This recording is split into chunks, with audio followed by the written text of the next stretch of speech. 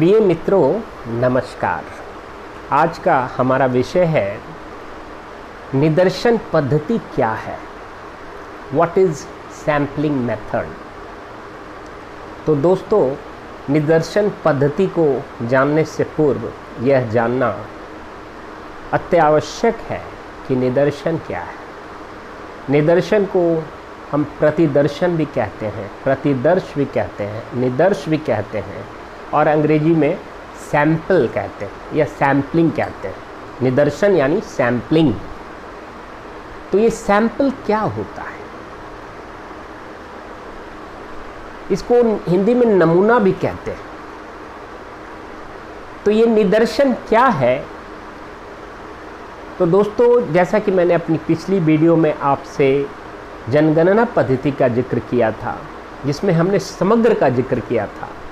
समग्र यानी universe and population, और यूनिवर्स और पॉपुलेशन दोनों लगभग एक ही चीज़ है, केवल पॉपुलेशन उसका संख्यात्मक मान है और यूनिवर्स उसकी एक परिभाषा है कि पूरा क्लास, तो ये यूनिवर्स हो गया। 50 विद्यार्थी तो ये पॉपुलेशन हो गया। अब निदर्शन में समस्त में से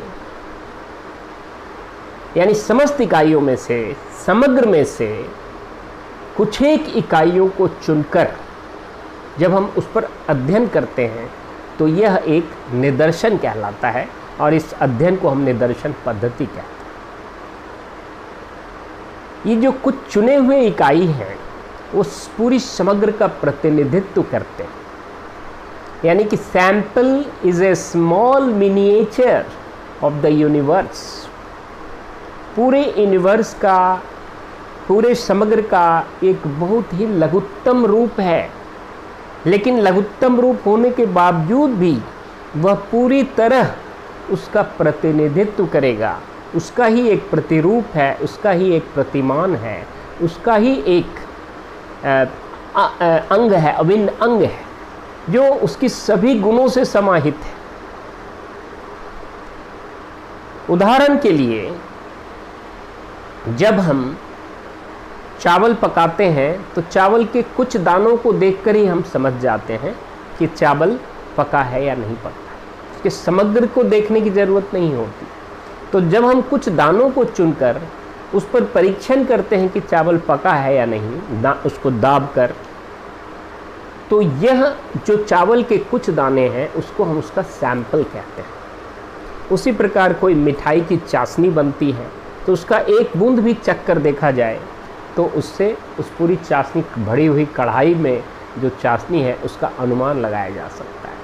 उसी प्रकार कहीं की मिट्टी है, मान लिया जाए कि हरियाणा की मिट्टी है और उसमें किस प्रकार की पैदावार हो सकती है, क्या क्या उपजाया जा सकता है। एक कोई कृषि विशेषज्ञ उसका अध्ययन करना चाहता है तो पूरे हरियाणा की पूरी मिट्टी का अध्ययन वो कर ही नहीं सकता।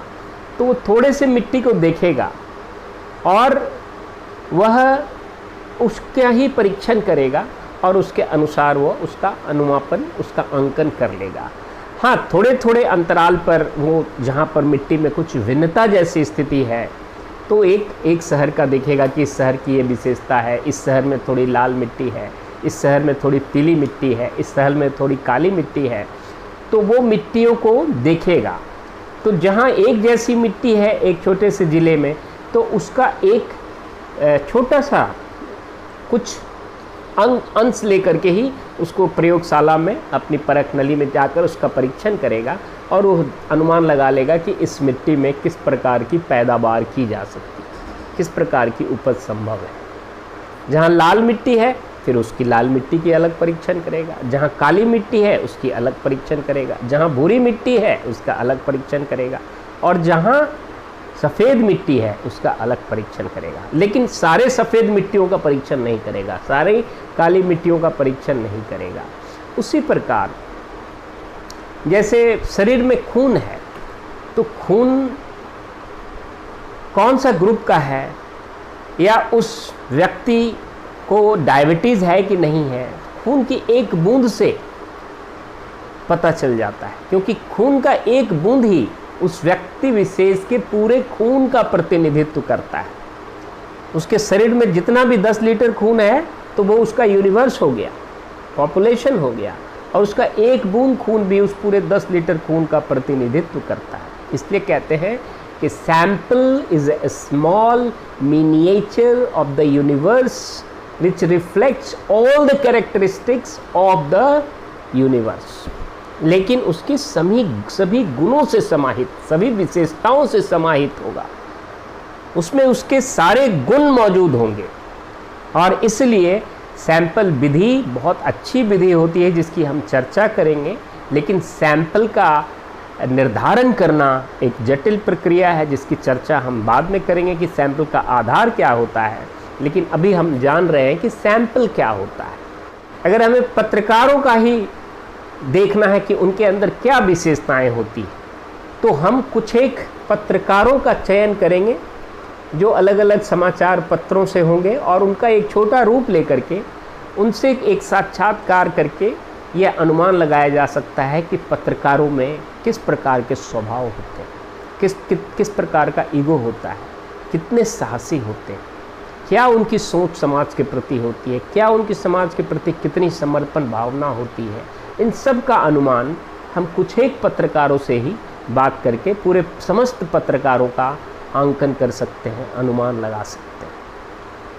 तो ये भी एक सैंपल हुआ, जो पत्रकारों का सैंपल जिसको हम कह सकते हैं। उसी तरह युवाओं की बदलती हुई जो प्रवृत्ति है आज के युग में, वो न्यू मीडिया को कितना पसंद करते हैं, या क्या क्या उनकी आदत है, क्या क्या उनकी प्रवृत्ति है, क्या क्या उनकी मनोवृत्ति है। तो हम युवाओं के पूरे समग्र में से कुछ सैंपल लेकर के, कुछ इकाई को लेकर के हम उस पर जब अध्ययन करते हैं और इससे यह अनुमान लगाते हैं कि ये युवा वर्ग की यह सोच है, तो ये एक सैंपल अध्ययन कहलाता है। यानी अगेन द सैंपल, समग्र में बहुत सारी इकाइयाँ होती है, अनंत इकाइयाँ होती है, और कई बार सभी इकाइयों का अध्ययन कर पाना संभव नहीं होता। जैसा कि मैंने बताया कि एक पूरे राज्य का अध्ययन करना, चाहे मिट्टी हो, चाहे व्यक्ति हो, चाहे कोई पशु पक्षी हो, उस सब का अध्ययन करना संभव नहीं, क्योंकि उसके लिए समय, मैंने अभी बताया था कि जनगणना पद्धति में क्या क्या दोष हैं, तो उसमें समय लगता है, ऊर्जा लगती है, उसमें संसाधन खर्च होता है, उसमें मानवीय संसाधन की बड़े टीम की आवश्यकता होती है। तो इसलिए पूरे राज्य के सभी व्यक्तियों का अध्ययन संभव नहीं, पूरे राज्य की पूरी मिट्टी का अध्ययन संभव नहीं, पूरे चावल के एक दाना का अध्ययन संभव नहीं। या हम जब किसी का इंटरव्यू लेते हैं तो 4-5 प्रश्न करके ही हम उस व्यक्ति के बारे में पूरा अनुमान लगा लेते हैं कि इसका स्वभाव कैसा है, इसकी सोच कैसी है, इसकी दृष्टिकोण कैसी है, इसके ज्ञान का स्तर कैसा है, इसकी बुद्धि लब्धि कैसी, इसकी मानसिकता कैसी, इसकी मनोवृत्ति अभिवृत्ति कैसी। जो विशेषज्ञ होते हैं वो 10 से 15 मिनट किसी व्यक्ति का इंटरव्यू लेकर के उसके बारे में, उसका पूरा अतीत, उसका वर्तमान, उसके भविष्य का पूरा अनुमान लगा लेते हैं। तो this is also a sampling. Interview भी एक सैंपल ही है जिसमें हम किसी व्यक्ति का कुछ प्रश्नों के माध्यम से उसका अध्ययन करते हैं। 2-4 प्रश्न पूछने के बाद ही व्यक्ति के बारे में काफ़ी जानकारी मिलने लग जाती है। लेकिन कुछ विशेष परिस्थिति में वो व्यक्ति क्या निर्णय लेगा, जैसे सिविल सर्विसेज का इंटरव्यू होता है तो उसमें बहुत तरह के व्यक्तित्व में बहुआयामी प्रवृत्तियां होनी चाहिए, तो किस स्थिति में वो क्या डिसीजन लेगा, तो उससे अलग अलग प्रकार के तार्किक और बहुत ही जटिल प्रश्नों को करके उसके व्यक्तित्व का अध्ययन किया जाता है। तो वहाँ भी एक प्रकार का सैंपल ही लिया जा रहा है। तो कहने का तात्पर्य यह हुआ कि सैंपल यानी कि निदर्शन पूरे समग्र का प्रतिनिधित्व करता है। उसकी कुछ इकाइयों को, समग्र के कुछ इकाइयों को चुना जाता है, लेकिन वो उसका वास्तविक प्रतिनिधित्व करता है और उसके अंदर समग्र की सभी विशेषताएं समाहित होनी चाहिए। गुड्डे एवं हट ने निदर्शन की परिभाषा देते हुए कहा है कि एक निदर्शन, जैसा कि नाम से ही स्पष्ट है, किसी विशाल संपूर्ण का छोटा प्रतिनिधि होता है। गुड्डे तथा हट की परिभाषा से यह स्पष्ट होता है कि निदर्शन किसी विशाल समूह का एक छोटा, एक लघुत्तम भाग होता है जो उसकी विशेषताओं को लिए हुए होता है। उसी प्रकार श्रीमती यंग के अनुसार एक सांख्यिकीय निदर्शन उस संपूर्ण या समूह का अथवा योग का एक अति लघु चित्र है अथवा पारवर्ग है जिससे निदर्शन लिया गया है। फ्रैंक मार्टन के शब्दों में निदर्शन शब्द का प्रयोग केवल किसी समग्र चीज की इकाइयों के एक सेट या भाग के लिए किया जाना चाहिए जिसे इस विश्वास के साथ चुना गया है कि वह समग्र का प्रतिनिधित्व करेगा। J.A. जॉन के अनुसार समग्र से चुने गए किसी व्यक्तियों के समूह को जिसमें सभी व्यक्ति सम्मिलित नहीं होते हैं समग्र का एक प्रतिदर्शन या प्रतिदर्श या निदर्शन कहा जाता है। F.N. कर्लिंगर के अनुसार प्रतिदर्श या प्रतिदर्शन या निदर्शन के किसी अंश को उस समग्र के प्रतिनिधि के रूप में लेना होता है। जोहान गाल्टन के अनुसार अध्ययन के लिए चुनी गई इकाइयों का समूह संभावित इकाइयों के संपूर्ण समूह का उपसमूह है। उस उपसमूह को एक प्रतिदर्श अथवा संपूर्ण समूह का अथवा उस संपूर्ण समूह को एक समग्र के नाम से संबोधित किया जाता है। बोगार्डस ने निदर्शन पद्धति को परिभाषित करते हुए कहा है कि निदर्शन क्रिया पूर्ण निर्धारित योजना के अनुसार इकाइयों के समूह में से एक निश्चित प्रतिशत को चुनना है। फेयरचाइल्ड के शब्दों में एक निश्चित संख्या में व्यक्तियों, मामलों या निरीक्षणों का एक समग्र विशेष या भाग से निकालने की प्रक्रिया या पद्धति अथवा अध्ययन के हेतु एक समग्र में से एक भाग को चुनना निदर्शन पद्धति कहलाती है। तो दोस्तों, हमने अभी विभिन्न सामाजिक वैज्ञानिकों के विभिन्न विचारों को सुनने के बाद पुनः इस निष्कर्ष पर पहुंचते हैं कि निदर्शन समग्र की समस्त इकाइयों में से कुछ चुनी गई इकाइयां हैं जो उस पूरी समग्र का प्रतिनिधित्व करती हैं, जो उस पूरी समग्र की सभी विशेषताओं से समाहित होती हैं। So I will again say that sample or sampling is a small miniature, a small model, a small paradigm of the whole universe or population which contains the entire qualities and characteristics and traits of the universe. It is a very difficult task to determine a sample size, a sample design.